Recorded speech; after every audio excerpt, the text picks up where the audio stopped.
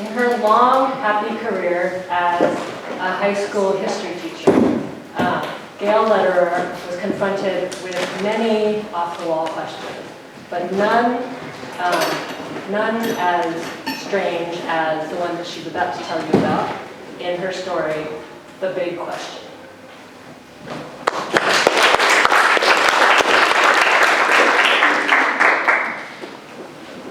Is that good? You hear me? Yes. Okay.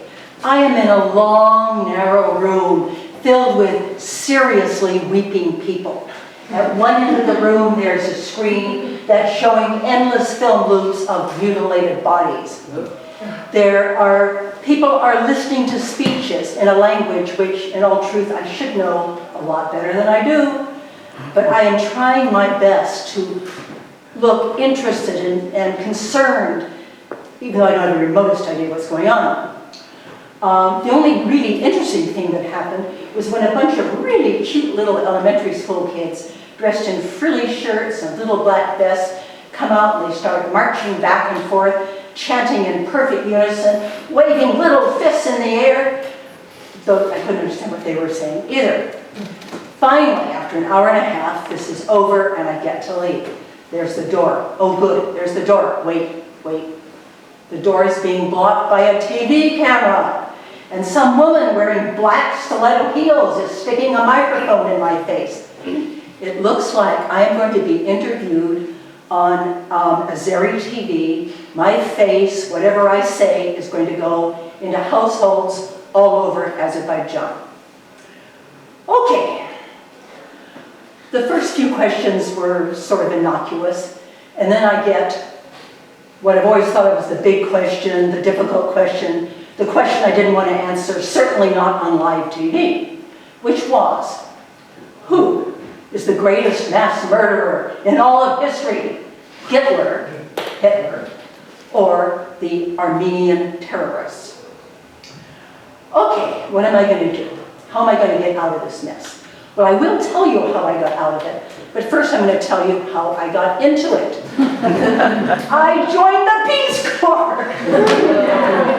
Yay! 7 years ago, as a retiree after my long, happy career as a high school history teacher in San Francisco. And I was sent to Azerbaijan, obviously, as a teacher trainer, working with college-age girls primarily, who were trying to become teachers and perhaps learn how to do something other than just rote memorization. Azerbaijan, for those who don't know, it's on the western shores of the Caspian, Russia to the north, Iran to the south, Armenia, Georgia to the west. It's a Shia Muslim country, but they don't really take the religion that intensely. They were under Soviet control for 70 years. The women don't veil. You don't hear the call to prayer that you hear all over the Middle East. Anyway, so on the day of the big question, I am in Asmar's classroom giving a model lesson. And so I'm doing my thing, which is not rote memorization. And all of a sudden the door crashes open and in comes this very excited lackey from the main office. Gale, you are invited to a party. You must go to the party room right now.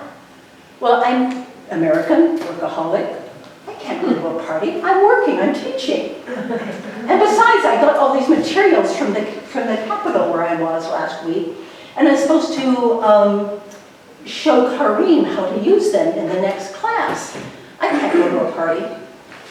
Well, there are two pairs of totally shocked eyes on me, and I realized that there's some failure to communicate here. Party didn't mean what I thought it meant. So, Asmar, who just rounds on me, well, if you insist on not respecting our culture, and this just floored me because Azeris are generally very polite, especially to guests. They're a bit reserved, and they really respect old people, and I was the oldest person in the room. And then it dawns on me, oh yes, this is February 26th. It is the anniversary of the Hojali massacre. That's why there were little weeping carnations in the corner of the TV in my host family's living room this morning, which I didn't really understand. The Azeris fought a horrible war with the Armenians from 1988 to 1994.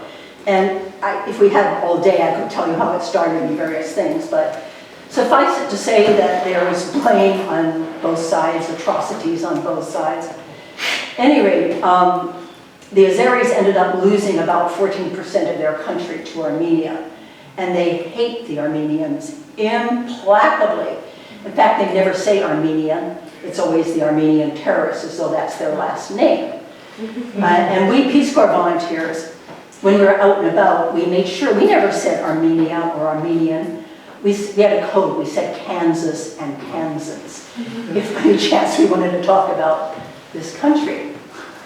Okay, United States, we celebrate our triumphs, you know, when we walk the bloody British at a town called New Orleans and all that stuff. The Azeris commemorate their disasters, of which they have many. They've had a very unlucky history, unlike us.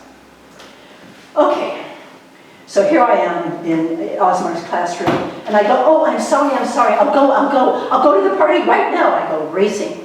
I run into the English office and throw the stuff for cream on a desk, hoping he'll see it. I hope I have time to make it to the squat toilet. No, better not.